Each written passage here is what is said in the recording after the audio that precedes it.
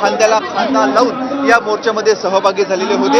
या दोन्ही पक्षांची नाशिकमध्ये एकेकाळी सत्ता होती, दोन्ही पक्षांची ताकद नाशिकमध्ये आहे आणि हीच ताकद आगामी स्थानिक स्वराज्य संस्थांच्या निवडणुकीच्या पार्श्वभूमीवर दाखवण्याचा प्रयत्न या दोन्ही पक्षांच्या माध्यमातून करण्यात आलेला आहे।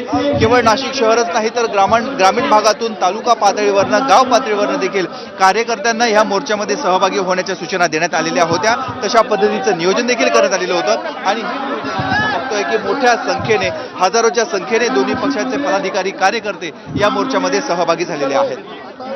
बरोबर आहे। एकीकडे आपण पाहतोय की मुंबईमध्ये उद्धव ठाकरे, राज ठाकरे यांच्या गाठीभेटी होत आहेत। महापालिकेच्या पार्श्वभूमीवर युती होईल असं म्हटलं जात आहे।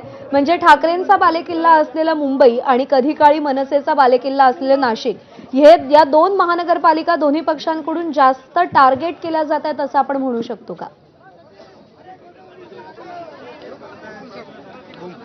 अगदी बरोबर आहे। नाशिक हा केला होता आणि सर्वात पहिले जर महाराष्ट्रामध्ये कुठे मनसेची सत्ता आली असेल तर ती नाशिकमध्ये होती। 5 वर्ष मनसेचे महापौर होते, 3 आमदार नाशिकने मनसेला दिलेले होते, त्यामुळे निश्चितच मनसेची नाशिकमध्ये ताकद होती। मात्र कालांतराने ही ताकद काही प्रमाणात कमी झालेली होती। मनसेचा गड हा हळूहळू ढासळत गेलेला होता। पक्षामध्ये अनेक मतभेद झाले, पक्षातील पदाधिकारी इतर पक्षांमध्ये गेले आणि त्यानंतर मनसेची काही प्रमाणामध्ये जी नगरसेवकांची संख्या होती ती 40 वरनं अवघ्या 5 वर आलेली होती आणि आता पुन्हा एकदा तेच कार्यकर्त्यांना ऊर्जा देण्यासाठी, त्यांना काहीतरी ठोस कार्यक्रम देण्यासाठी आणि निवडणुकीचं आश्वासक वातावरण निर्माण करण्यासाठी म्हणून आता दोन्ही पक्षाकडनं कार्यक्रम हाती घेण्यात आलेले आणि त्यात सर्वात मास्टर स्ट्रोक जो असेल तर ठाकरे बंधूंचा। आजही दोन्ही पक्षाच्या पदाधिकाऱ्यांना वाटतंय की महाराष्ट्रामध्ये जर कुठला ब्रँड असेल तर तो ठाकरे ब्रँड आहे आणि ठाकरे ब्रँडलाच मराठी मतदार हा मतदान करणार, त्यांच्या पाठीशी उभं राहणार ही त्यांची धारणा आहे, भावना आहे आणि म्हणूनच दोन्ही पक्ष एकत्र येऊन जेवढी जास्तीत जास्त त्यांची ताकद दाखवण्याचा प्रयत्न करतील तेवढंच या पक्षाला फायदा होईल अशी मतं व्यक्त होत आहेत। मुकुल, नाशिकचं स्थानिक राजकारण तुम्ही जवळून अनुभवलेलं आहे। आज शिवसेना, ठाकरे गट आणि मनसे यांचा संयुक्त मोर्चा निघाला आणि हा मोर्चाही तुम्ही जवळून अनुभवलात। या मोर्चाचं विश्लेषण करायचं झालं तर काय निरीक्षणं तुमची नोंदवली गेली आहेत? ह्या मोर्चामध्ये सर्वात महत्वाचं म्हणजे जी कार्यकर्त्यांचा जो सहभाग आहे तो उत्स्फूर्त सहभाग बघायला मिळतो आहे। त्याच्यामध्ये मुंबईहून जे पदाधिकारी आलेले आहेत, महत्वाचे नेते दोन्ही पक्षाचे आलेले आहेत, त्यामुळे यांचा उत्साह अधिकच दुणावलेला आहे। त्यामुळे यांनी जी तयारी केलेली होती त्याला एक प्रकारे पक्षश्रेष्ठींकडून पावतीच मिळालेली आहे। ही भावना या सर्व स्थानिक पदाधिकाऱ्यांच्या चेहऱ्यावर आहे, तो आनंद आहे, तो समाधान आहे। आणि जे मुंबईतून पदाधिकारी नाशिकमध्ये आलेले आहेत, आपल्याला माहिती आहे संजय राऊतांनी थोड्याच वेळापूर्वी आपल्याशी बोलताना सांगितलेलं आहे की इथून पुढचा मोर्चा हा पुण्यामध्ये देखील ते काढणार आहेत। तिथले स्थानिक प्रश्न काय यावरनं एक सिद्ध होतं की सुरुवात नाशिक पासून केलेली आहे।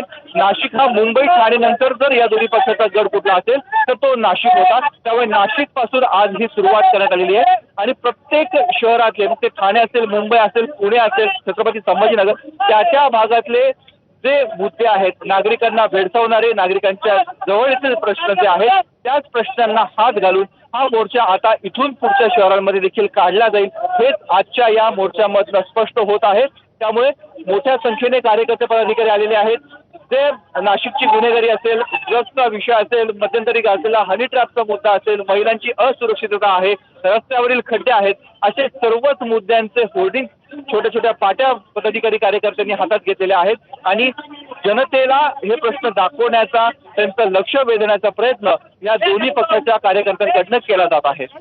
या सगळ्यामध्ये जर आता आपण असं गृहीत धरलं की मनसे आणि ठाकरेंची शिवसेना नाशिक महानगरपालिकेसाठी एकत्रितरित्या लढा देईल, तर याचा तिथल्या स्थानिक भाजप आणि शिवसेनेची जी ताकद आहे नाशिकमध्ये त्यावर किती परिणाम होऊ शकतो आत्ता अंदाज लावायचा झाला तर?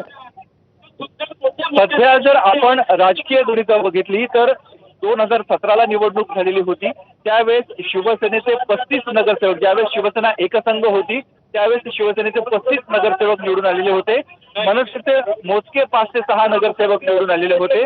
शिवसेनेचे नगरसेवक होते ते आता शिंदेच्या शिवसेनेमध्ये मोठ्या प्रमाणामध्ये गेलेले, त्यामुळे सध्या ठाकरेंच्या शिवसेनेकडे देखील बोटावर मोजण्या एवढे नगरसेवक आहेत।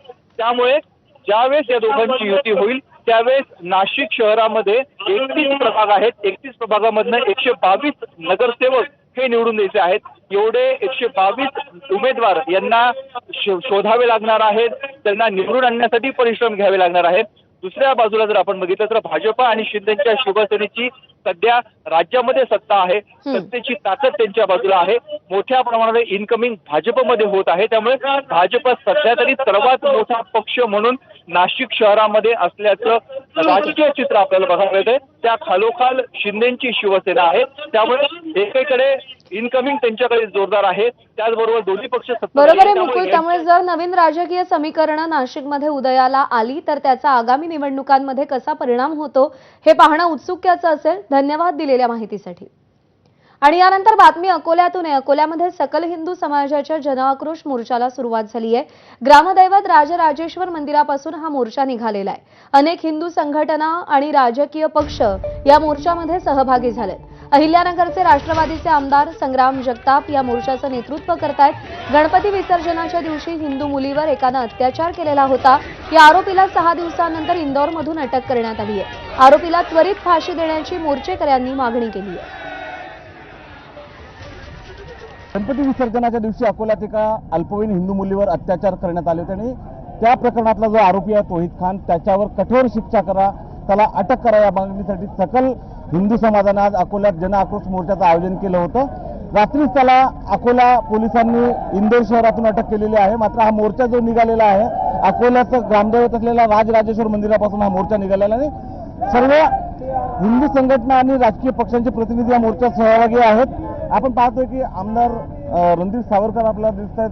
संग्राम जगताप या मोर्चाला संबोधित सांगितलं आणि सर्वात महत्वाची गोष्ट आहे की फास्ट ट्रॅक कोर्टात हा खटला घालून आरोपीला फाशीची शिक्षा देण्याची मागणी जी आहे ती या मोर्चेकऱ्यांची आहे. त्यामुळे